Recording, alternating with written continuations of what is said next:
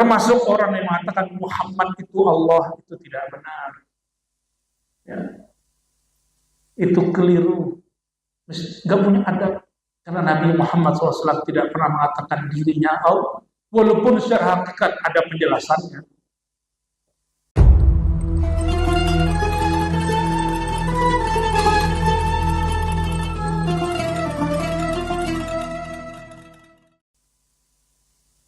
Cuma antum kalau belum punya kartunya harus pakai wifi. Wifi itu mursyid. Paham? Maka kalau belum bisa sendiri nangkap sinyalnya, carilah mursyid-mursyid yang dia punya wifi-nya kuat. Syukur-syukur dapat Telkomsel itu namanya apa sebutannya? Provider itu wali kutub. Jadi ada yang sifatnya wifi, ini mursyid-mursyid kecil, guru-guru ngaji, ada yang wali-wali poros, itu wali-wali provider. Paham maksudnya? Ini ilustrasinya. Kalau belum punya, cari wifi. Beli wifi-nya. Haram tuh. Udah beres, tumben saya nggak 2 jam, biasa 2 jam. Buru-buru ya. Hampir lupa Bapak Ibu kalau pagi di pengajian. Mohon maaf. Mohon maaf. Ya.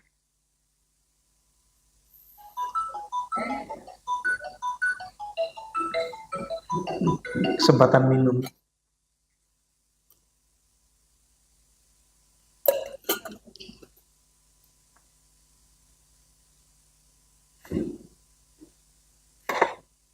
Jadi la ilaha illallah ada 2 thariqah, 2 tarekat, 2 jalan, 2 metode. 1 metode qalbu. Nah, Syekh Sulaiman Rasuli yang saya ceritakan tadi, ketika dia zikir, dia sudah taruh rasa pintarnya, sok berilmunya sudah tidak ada. Maka orang alim ini tidak merasa dirinya alim. Maka dia nggak berhenti belajar. Jadi orang alim, kiai, ustadz kalau nggak punya guru, nggak punya mursyid, bisa nanti songong sendiri, jumawa, merasa pinter, merasa dirinya berilmu.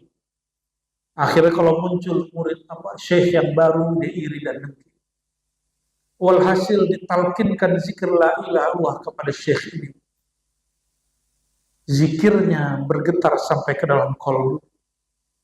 Maka dia mengalami satu anugerah, getaran kolbu yang bergetar sampai ke otaknya, ke semua tangan dan tubuhnya.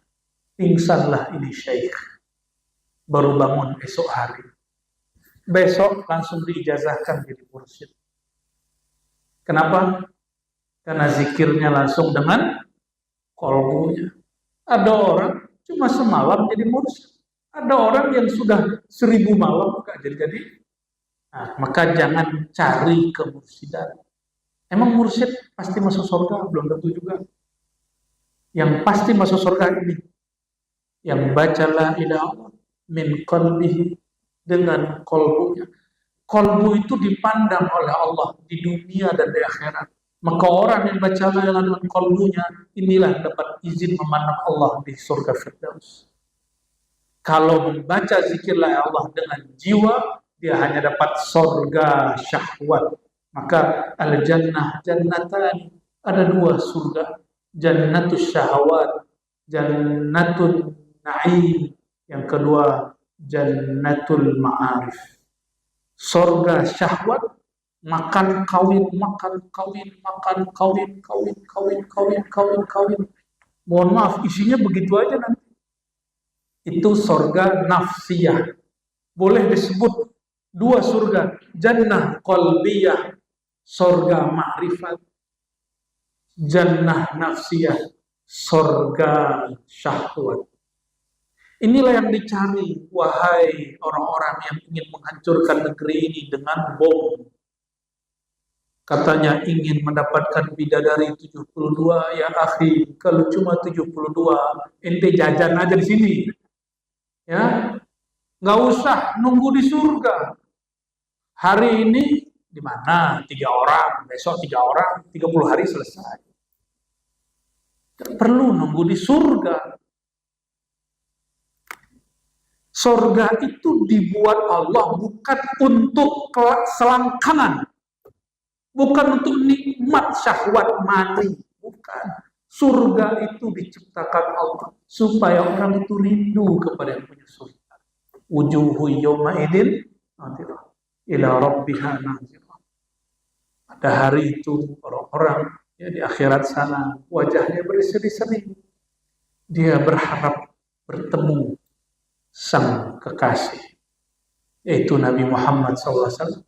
Kalau sudah ketemu Nabi Muhammad SAW, pasti ketemu yang mencintai Nabi Muhammad SAW, yaitu Allah Ta'ala.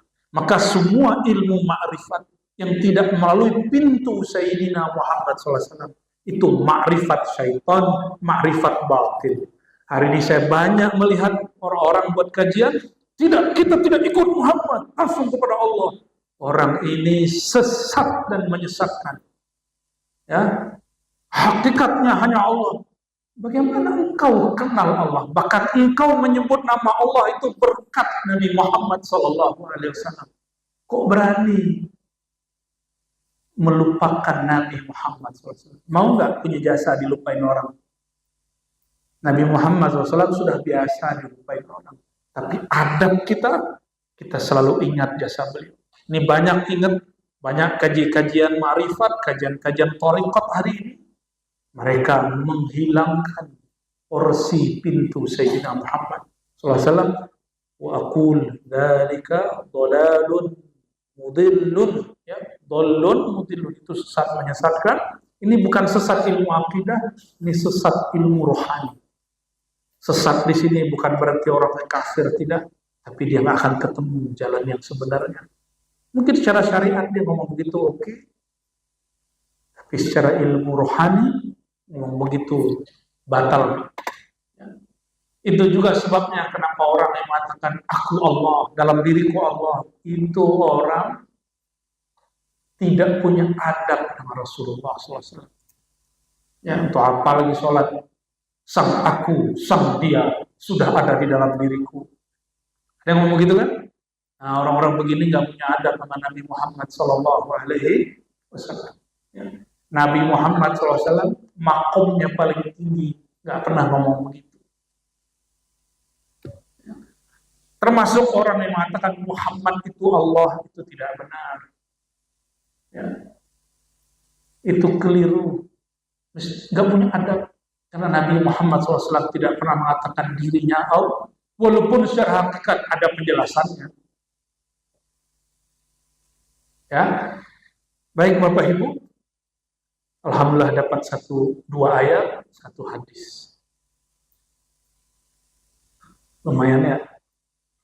Dan dapat makna la ilaha, tiada yang berhak disembah, diibadahi, yang berhak dicinta. Berarti dapat 2 makna.